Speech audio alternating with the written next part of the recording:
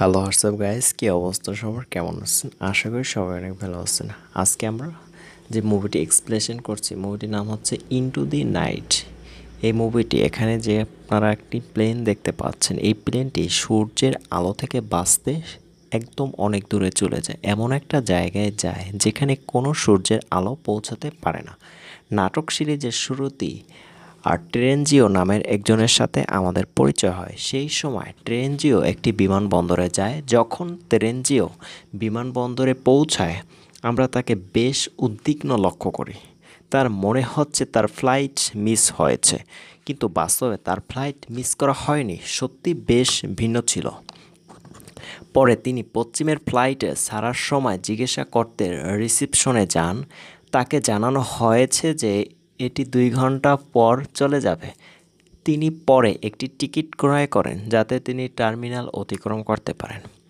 পরবর্তী একটি দৃশ্যে একজন মহিলা নিউ ইয়র্কে বসবাসকারী একজন বন্ধুর সাথে ভিডিও চ্যাট করছিলেন। এরই মধ্যে তার সেরা বন্ধু অজ্ঞান হয়ে যায় এবং বিমানবন্দরে মহিলাটি অনেক চিন্তা করতে শুরু করে, কারণ সে বর্তমানে তাকে অনেক সহায়তা করতে পারছে না। কিছু লোক টিভি দেখছিল এবং একজন সংবাদকর্মীকে পরে বেরিয়ে যেতে দেখছিল। এছাড়াও তারা লক্ষ্য করে বেশ কয়েকজন লোক অজ্ঞান হয়ে মাটিতে পড়ে আছে এবং এর কারণ সম্পর্কে কেউ অবগত নয়। যারা খবর দেখছিল তারা এটাকে রসিকতা বলে বিশ্বাস করেন, কারণ এভাবে মানুষ কিভাবে পাশ কাটিয়ে যায়। যাই হোক, তেরেনজিও জানেন যে এটি একটি রসিকতা নয়, বরং এটি গুরুতর পরিস্থিতি। তেরেনজি বলেছেন যে এই সময়ও তার একটি পদক্ষেপ নেওয়া উচিত। তিনি টার্মিনালে ছুটে যান এবং বিভ্রান্ত হয়ে গার্ডের বন্দুকটি ধরেন। তিনি সবাইকে তার পথে হস্তক্ষেপ না করার জন্য অনুরোধ করেন। তিনি অবিলম্বে বিমানের দিকে যান, যেটি মস্কোর দিকে যাচ্ছিলেন। কিছুক্ষণ পরে ফ্লাইটটি উড্ডয়নের জন্য সেট করা হয়েছিল। সে যাত্রীকে বন্দুকের কাছে নিয়ে যায় এবং জেটটিকে উড়ানোর দাবি জানায়। আসল পাইলট এখন আসেনি এবং কো-পাইলট এই সন্ন্যাসীকে সাহায্য করতে চান না। ফলে তারা একে অপরের সাথে মারামারি করতে থাকে। ফলে একটি গুলি পাইলটকে লাগে এবং পাইলট আহত হয়। এই গুলি তার হাতে লেগেছিল। এ অবস্থার কারণে যাত্রীরা খুবই উদ্বিগ্ন। ফ্লাইট অ্যাটেন্ডেন্ট দ্বারা তাদের উদ্বিগ্ন না হওয়ার জন্য উৎসাহিত করা হয়েছিল। পরে তেজস্ক ককপিট থেকে বেরিয়ে আসে এবং জিজ্ঞাসা করে যে সেখানে অন্য একজন পাইলট আছে কিনা। এই কথা শুনে একজন মহিলা উঠে দাঁড়ায়, যিনি একজন প্রাক্তন পাইলট ছিলেন। তেরেনজিওর নির্দেশে তিনি বিমান থেকে নামলেন। বুলেটের কারণে প্লেনের এভিওনিক্স ভেঙে গেছে, তাই কেউ প্লেন থেকে বের হতে পারছে না, যা তাদের ভ্রমণ চালিয়ে যেতে বাধ্য করে। পরে তারা সিলভিকে প্রশ্ন করে যে কেন সে জোর করে বিমান থেকে নামছে। তিনি প্রকাশ করেন যে তাকে ন্যাটোতে একজন কর্মকর্তার পদে নিয়োগ দেওয়া হয়েছিল এবং আমি অনেক কিছু সম্পর্কে সচেতন যা অন্যরা জানে না। যখন পাইলটরা সত্য কারণ ব্যাখ্যা করার জন্য জোর দেয়, তিনি দাবি করেন সূর্যকিরণ প্রাণঘাতী হয়ে উঠেছে। প্রত্যেকেই পরের দিন সূর্যের রশ্মি থেকে দিনের শুরুতেই ধ্বংস হয়ে যাবে, এমনকি যারা তাদের বাড়িতে থাকবেন। তিনি দাবি করেন যে জাপান এবং কোরিয়া ইতিমধ্যে এটি অনুভব করেছেন, আর এই বিমান হবে সূর্যের পরবর্তী টার্গেট। যদি রশ্মি এটিতে প্রভাবিত হয়, পাইলটরা এটি বিশ্বাস করে না এবং বলে হাঁপড়ে সম্ভবত পাগল। তেরেনজিও মন্তব্য করেছেন যে এটি শোনার পর আমি আপনার কাছে পাগল হয়ে যেতে পারি। আসলে যদিও আমি পাগল নই। পরে পাইলট ম্যাথিউর গুলিবদ্ধ হাত রক্তাক্ত হয়। একজন মহিলা যাত্রী, যিনি একজন চিকিৎসা পেশাদার ছিলেন, তিনি এই দায়িত্ব গ্রহণ করে এবং ঘোষণা করেন যে তিনি পাইলটকে সহায়তা করবেন। সে একটি গরম ছুরি ব্যবহার করে তার হাত থেকে বুলেটটিকে সরিয়ে দেয়। এ কারণে পাইলট অস্বস্তি বোধ করছিল এবং অন্যান্য যাত্রীরাও উদ্বিগ্ন হতে শুরু করে। তাই তিনি জানেন যে এটি সহ করতে হবে, কারণ যাত্রীদের জীবন ম্যাথিউর উপর নির্ভর করে। পরে ম্যাথিউ সবাইকে জানিয়ে দেয় যে আমরা ট্রেনজিও যে অবস্থানে বলবে সেখানে অবতরণ করবে। আমাদের উদ্দেশ্য অবতরণ অবস্থান সত্ত্বেও ম্যাথিউ বিশ্বাস করতেন যে যুদ্ধবিমান নিঃসন্দেহ তাদের উদ্ধার করতে আসবে। তেরেঞ্জিও তাদের বন্দুকের মুখে নিয়ে গেছে বলে তারা বিমান থেকে নামিয়েছে। তবে অন্য পাইলট সিলভি বিশ্বাস করেন না যে তাদের সাহায্যে আসবে। বিপরীতে যখন অন্য যাত্রী জানতে পারে যে সূর্যের আলো মানুষকে হত্যা করেছে, তিনি এটি বিশ্বাস করেন না এবং পাইলটকেদের সন্দেহ করতে শুরু করেন এবং সমস্ত পাইলটরা তাকে মিথ্যা বলছে। ওই যাত্রীর নাম আয়োস।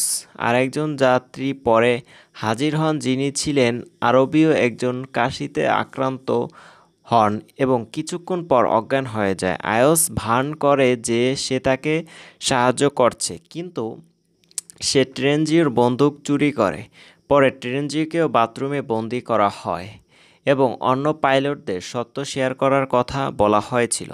তারা আমাদের জানায় যে আমরা পশ্চিমে অবতরণ করতে যাচ্ছি। তিনি তাদের জানান যে এটি আইসল্যান্ডে অবতরণ করবে কারণ তেজস্ক্রিয় চায় আমাদের বিমান পশ্চিমে অবতরণ করুক। পুলিশ এলে তারা ট্রেনজিকেও গ্রেপ্তার করবে এবং অন্যদেরকে ছেড়ে দেবে। তিনি সূর্যের রশ্মি সম্পর্কে বলেন এবং ট্রেনজিও বিশ্বাস করেন যে সূর্যের রশ্মি মানুষকে হত্যা করছে। এদিকে অন্য যাত্রীরা মানে আছে যে তারা অদ্ভুত জিনিস দেখছেন এবং তাদের প্রত্যেকেই তাদের পরিবারের জন্য চিন্তা করতে শুরু করে। পরে পাইলট ম্যাথিউ যাত্রীকে জানান, চিন্তা করবেন না, আমি একজন অধিনায়ক হিসেবে আপনাদের দায়িত্ব নেব, আপনি সবাই আমার দ্বারা রক্ষা পাবেন। পরে এই বিমানটি পশ্চিমে পৌঁছায়। তারা আইল্যান্ডে নামতে চলছে।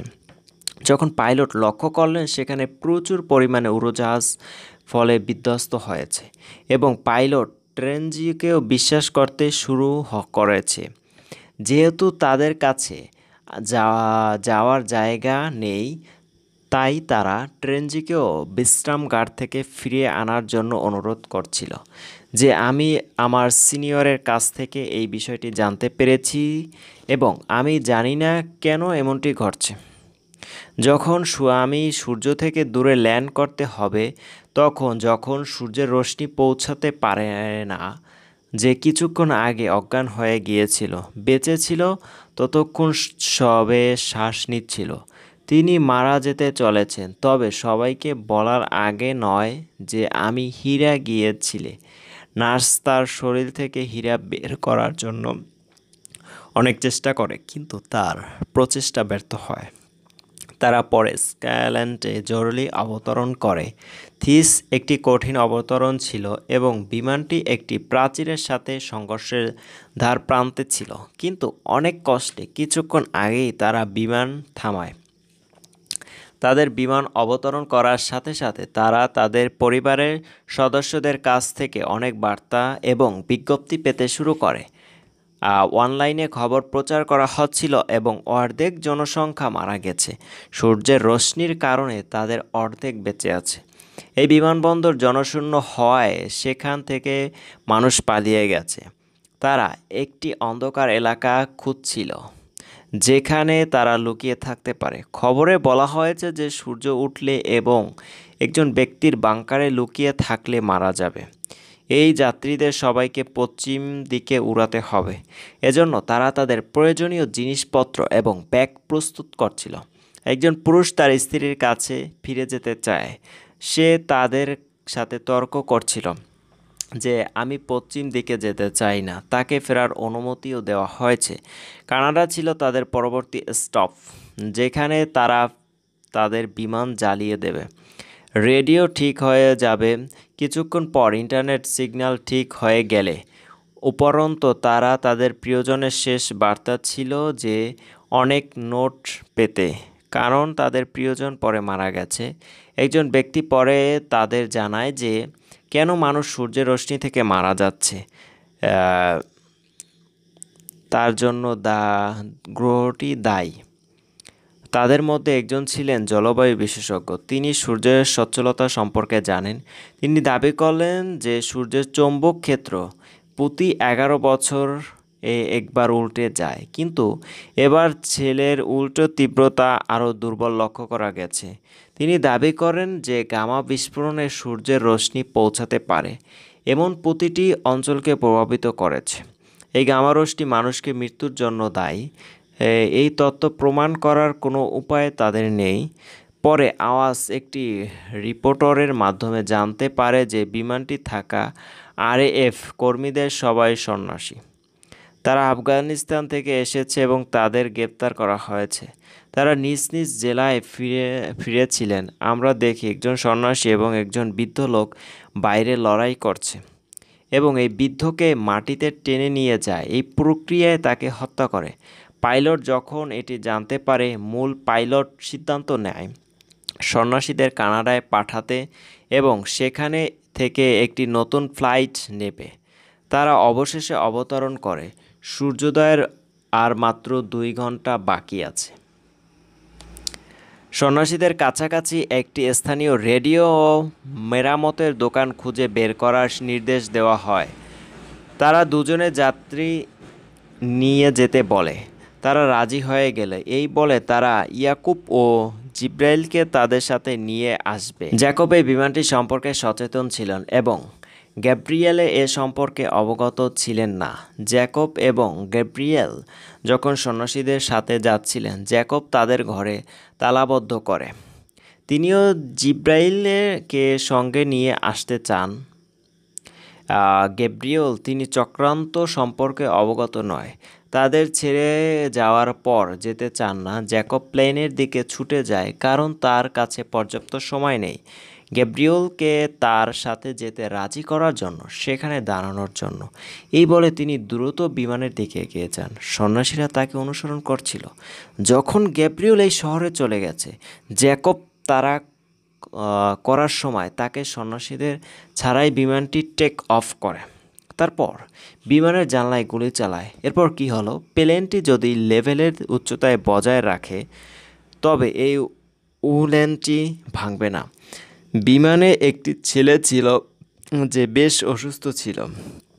আয়স তার সাথে যোগাযোগ করার চেষ্টা করে, তাই সে তাকে সাহায্য করতে পারে, কিন্তু তার মা তাকে সন্তানদের কাছে যাওয়ার বিরুদ্ধে সতর্ক করে, তার সাথে কথা বলেন না। এরপরে হাইওয়েতে তারা কোথাও থেকে রেডিও সংকেত পায়। তারা হাইওয়ের কিছু যাত্রী সম্পর্কে জানতে পারে যারা জলের বাংকারের নিচে লুকিয়ে আছে। তারা এখনও জীবিত এবং পাইলট ম্যাথিউ তাদের বাঁচাতে যেতে চায়। অন্য পাইলট পরামর্শ দেন যে আমরা এমনকি পরিষ্কার নই যে এটি সঠিক তথ্য কিনা, তাই এটা ঠিক নয়। আমাদের বাঁচাতে সেখানে যাওয়া পাগলামি হবে। তেজিস্কেও সেখানে উপস্থিত হন এবং দাবি করেন যে সমস্ত সিদ্ধান্ত অধিনায়কের দ্বারা নেওয়া হবে এবং আমরা কেন করি না। তিনি অন্তর্বর্তী সভায় প্রতিটি যাত্রীকে ডাকেন। সেখানে প্রত্যেক যাত্রী ভোট দেবেন বলে নির্বাচিত ছিল এবং একসাথে সিদ্ধান্ত নেয়। এদিকে অ্যালার্ম বাজতে শুরু করে। এটি নির্দেশ করে যে প্লেনটি ত্রুটিপূর্ণ। তার ফলস্বরূপে বিমানটি পরীক্ষা করে। ম্যাথিউ শিখেছে যে সন্ন্যাসীরা তাদের পিছনে ফেলিয়েছিল এবং তাদের একজনের নিজের সাথে একটি ল্যান্ডিং জোন বাঁধা ছিল। তিনি সেখানে থাকলে তারা নিরাপদে অবতরণ করবেন না। ম্যাথিউ সিদ্ধান্ত নেয় যে দ্রুত বিমান চালাবে, আর এর ফলে অক্সিজেন কমে যাবে আর দ্রুত গতির কারণে সে নেমে যাবে। কিন্তু এই দৃষ্টান্ত তিনি ভুলে গিয়েছিলেন যে তাদের বিমানের কাচ ভেঙে গেছে। উড়োজাহাজ দ্রুত উড়ার সাথে সাথে জানালা ভেঙে যায়। বাতাস দ্রুত বিমানে প্রবেশ করছিল। বস্তুগুলো বাতাসের মধ্য দিয়ে উঠছিল, যা যাত্রীদের জন্য তাদের আসনে থাকা কঠিন করে তুলেছিল। ম্যাথিউ প্লেনের গতি কমিয়ে কম উচ্চতায় নিয়ে যায়। পরে জ্যাকব জানালার কাছে একটি কাঠের বোট রাখছে বলে জানা যায়, ফলে বিমানে বাতাস প্রবেশ করতে পারে না। অসুস্থ শিশুটির শ্বাসকষ্ট হচ্ছিল। বিবেচনা করে তারা শ্বাসকষ্ট রয়েছে। এখানে আইওস একটি ধারণা পেয়েছিল শিশুটির জন্য একটি অক্সিজেনের পাইপ ব্যবহার করার সিদ্ধান্ত নেয়। এটি দেখে শিশুটির মা বিব্রত, কারণ তিনি আগেই আইওসকে অনুরোধ করেছিল যে সন্তান যেন দূরত্বে থাকে তা নিশ্চিত করতে। ম্যাথিড ছাড়া আমি কিভাবে প্লেন চালাবো এই ভেবে সে বেশ চিন্তিত ছিল। সমস্ত যাত্রী তাকে উড়ে যাওয়ার জন্য জোর দেয়। এমনকি যদি আপনারা কোনো অভিজ্ঞতা নাও থাকে তবু আপনাকে এই বিমানটি টেক অফ করতে হবে, কারণ আপনি আমাদের শেষ ভরসা। সিলভিকে কিভাবে প্লেন অবতরণ করতে হয় তা শিখতে একটি ইউটিউব ভিডিও দেখতে দেখা যেতে পারে। ভিডিওটি দেখে বেশ সহজ ছিল, কিন্তু যখন এটি টেক অফ করার কথা আসে এবং প্লেনটি অবতরণ করা হয় এটি বেশ কঠিন ছিল। সিলভি নার্ভাস হয়ে গিয়েছিল এবং যখন তারা অবতরণ করে তখন এটি এক ধরনের নরবয় অবতরণ ছিল। সৌভাগ্যক্রমে তারা ঠিকঠাকভাবে এটা করতে পেরেছিল। একজন যাত্রী এই গেট স্পাম করতে মাটিতে পড়ে যায়, কারণ গেট দিয়ে কারেন্ট প্রভাবিত হয়। তারা শিখেছে যে প্রতিটি যাত্রী প্রবেশ না করা পর্যন্ত তাদের বোতাম চিপতে হবে। বোতামটি চিপতে গুরুত্বপূর্ণ, কারণ এটি চাপা না হওয়া পর্যন্ত গেটটি খোলা থাকবে। তেজিস্কয় বলেছে যে আমি এই বোতামটি চিপতে থাকব যতক্ষণ না প্রত্যেক যাত্রী প্রবেশ করে। ত্রেনজিওর হাত সিলভি বেঁধে রেখেছিল, কারণ সে ভয়ে পায় যে সে তাদের সাথে প্রতারণা করতে পারে, যেমন সে আয়োজের সাথে করেছিল। সে তাকে বলে আপনাকে মুক্ত করা হবে যখন সমস্ত যাত্রী ভিতরে প্রবেশ করবে। তার সঙ্গে আয়োজের গাড়ি থাকা গ্রুপের সদস্যরা। ট্রেনজিরো হাত বেঁধে সিলভি এবং দলের অন্যান্য সদস্যরা প্রবেশ করে। অন্যদিকে আয়োজ তার সমস্ত যাত্রীদের নামিয়ে দিয়ে একটি বাঁক নেয়। তারপর সে অন্য মোড় নেয়। তিনি একটি ভিন্ন গেট দিয়ে বাঁধের বাংকারে প্রবেশ করেন, কারণ তারা একটি ভিন্ন গেট দিয়ে চলে গেছে। তাই ত্রেনজিও সেখানে একাই চলে গেছে। বাকি সব দলের সদস্যরা যখন বাংকারে প্রবেশ করছিল, অবশেষে সেনাবাহিনী তাদের সবাইকে স্বাগতম জানায়। তারা তাদের জানায় যে সবাই এখন নিরাপদ। ত্রেনজিও বাইরে একা থাকে এবং ঈশ্বরের কাছে তার অপকর্মের জন্য তাকে ক্ষমা করতে বলে। তিনি সূর্যের মুখোমুখি হওয়ার জন্য প্রস্তুত ছিলেন। বাকি সব যাত্রী বেঁচে থাকলেও সূর্যের রশ্মির আঘাতে ট্রেনজিও নিহত হয়। এই দিয়ে এই ছবিটি এখানেই শেষ হয়। মুভি এক্সপ্লেনেশনটি ভালো লাগলে অবশ্যই চ্যানেলটি সাবস্ক্রাইব করে পাশে থাকবেন, আর যারা অলরেডি সাবস্ক্রাইব করেছেন তাদেরকে অসংখ্য ধন্যবাদ।